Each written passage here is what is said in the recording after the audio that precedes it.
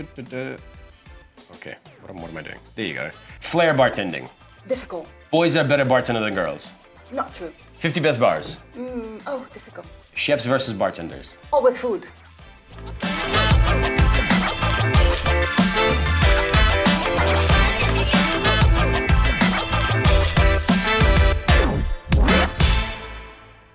Welcome to Bar Talks. I'm here with Manal. She is a first-generation immigrant from Morocco, but specifically with Berber roots. Exactly.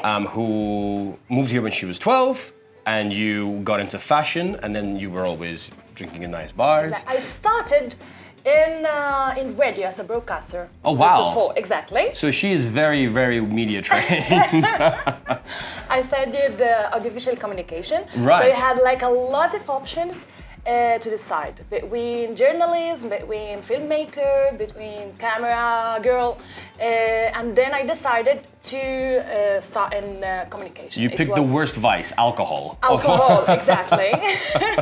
Can you quickly explain what Berbers are? Okay, Berbers are the like the first habitantes. First people, First Nation people. Yes, first like nation or autochthon people from the Atlas Mountains. Right. So they are before Arabic people. So Arabic people was nomads, so they decided to get fixed in North Africa. But the Berbers were there before.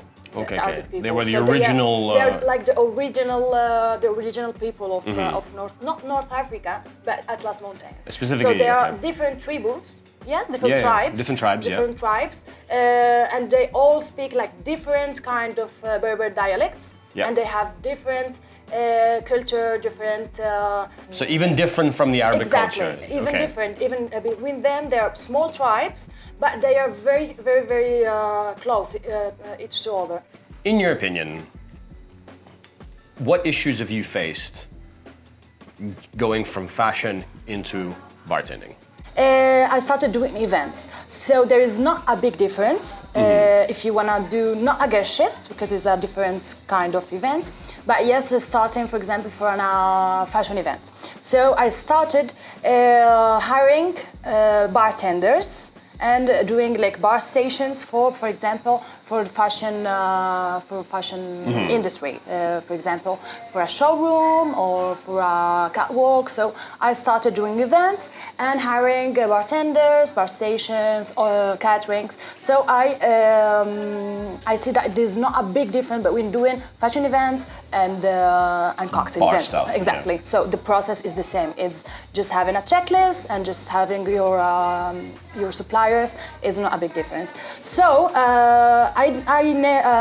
in this case, I meet the guys. I met the guys from Salmon. So I was working in an agency, and I meet them, and we started hiring their services for our events. So this was the beginning of our relationship. Win-win. Win-win, exactly. This was the beginning of our relationship, and then I really liked the mood. I really liked the team, the way they worked. They were so professional. Everything was very detailed, a lot of details. So I decided to, why not, let's move a little bit, because the fashion industry is a little bit hard, and it wasn't like my dream job. So I decided moving little by little till like I ended here doing. And now you are the overlord of Salmon Guru. Not exactly. I've heard that you've really helped them structure. Oh, thank you. I've heard that they were a little bit more messy before a strong Berber woman came. Not messy at all, because they are really, really amazing team.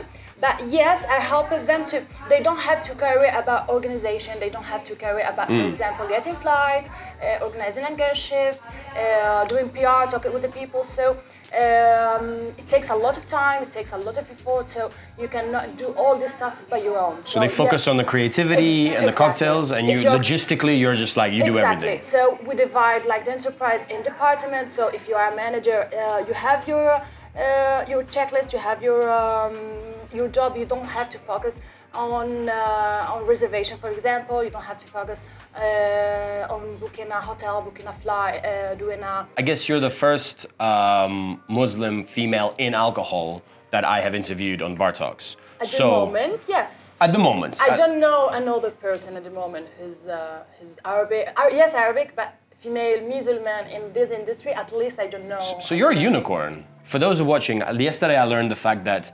Manal speaks, well, she speaks Arabic, but a dialect from Morocco, and B, 6 other dialects of Arabic. Yes. So whenever you type in Wikipedia, oh, it's Arabic, there is many types of Arabic. There is like maybe 10 types of Arabic. Each country have his own dialect. Even inside the country, between the north and the south, you have different dialects. So you have Fusha, that is the classic Arabic, and then you have each country have his own. But so how's it been? Like, how did your family react? Because obviously there's your immediate family who moved with you. Exactly. But you probably have an extended family back home maybe. So you're like, you are the sin. You are an alcohol, which is like a big no-no in Islam. They have never say nothing bad. Okay. You do your job. You don't have a problem. You're not getting in troubles. Let's do it, no problem. Okay, so exactly. There wasn't yes, a big... I'm very respectful with them. For example, I don't drink in front of the families that they don't drink alcohol. Practicing. Exactly. So a lot of respect to them, and it's a job. So it's my job. Okay, so they cannot say nothing. How's it been for you growing up in Spanish culture? Yeah, at the beginning, you feel like a little bit confused when you move. I spent like almost all the holidays here in Spain. So I was between Spain and Morocco. So it wasn't a shock for me to move between one to another country. Also Morocco, nowadays, there is not a big difference between Europe and North Africa. It's not Middle East, it's North Africa. So there's just 20 minutes by plane between us. It's not a big difference. Yes, it's another culture, another religion, but there's not that huge difference. So I grew up in Marrakesh, so it's a very touristic place. We get used to all the European culture. So it wasn't a shock, but when you grow up, once you start growing up, it's a little bit confused because you have this little confusion between your roots, between your own culture and the culture you're living in. So you have to sometimes choose. What do you think about cocktail culture and alcohol, and is there a bar scene there? Is there?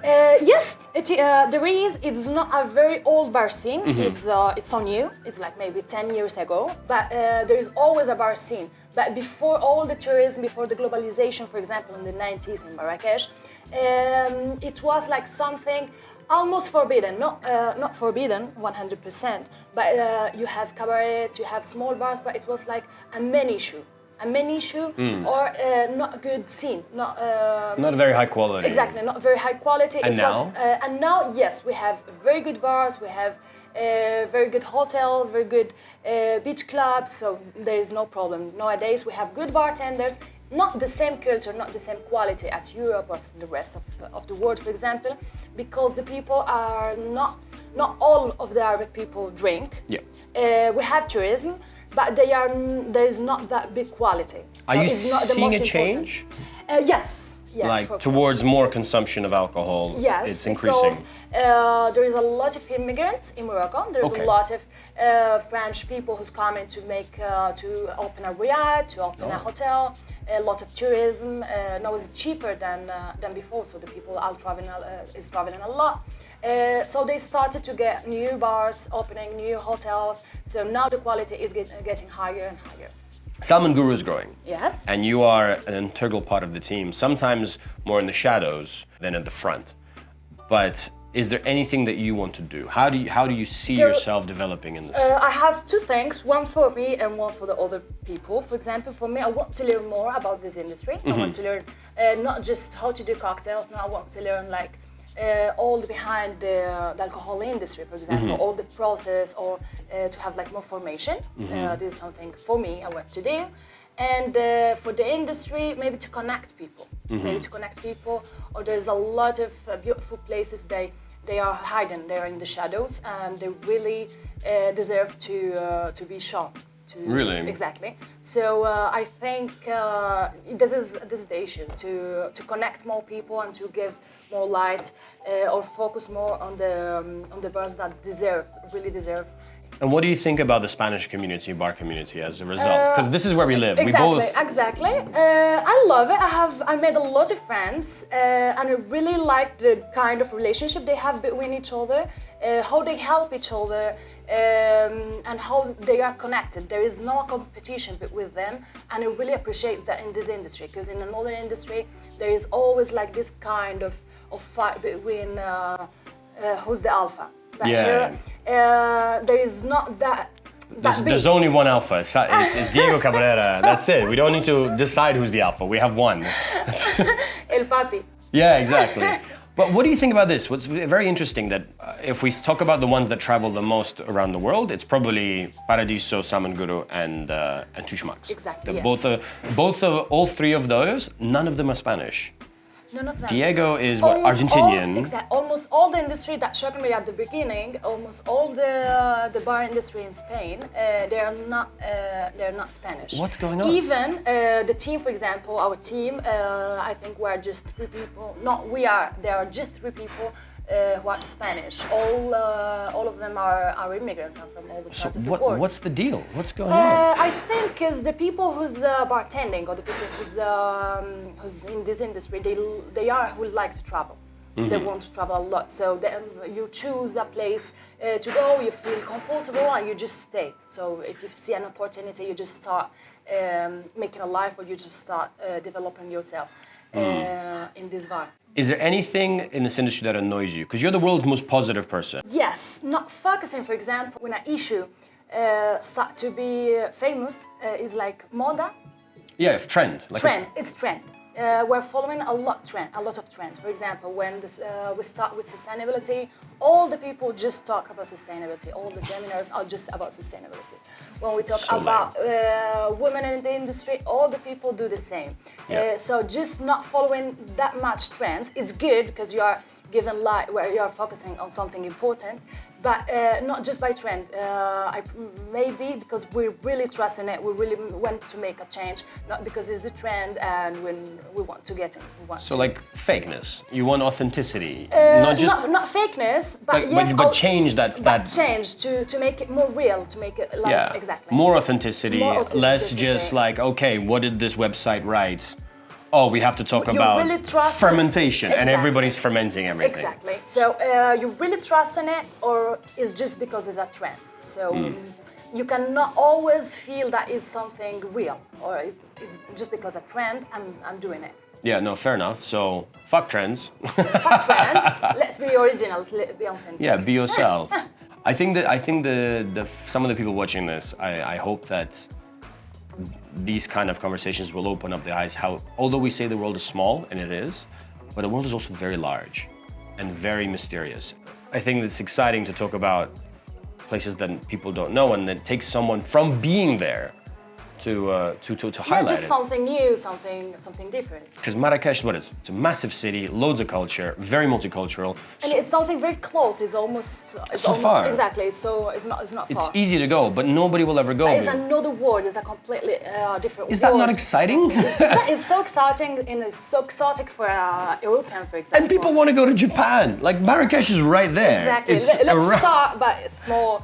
Learn your neighbors. Exactly. It's mental. All right, cool. Manal, thank you very much. You're welcome. That was awesome. Don't be a hater. Preach Islam. Love some love. That's it. Thank you.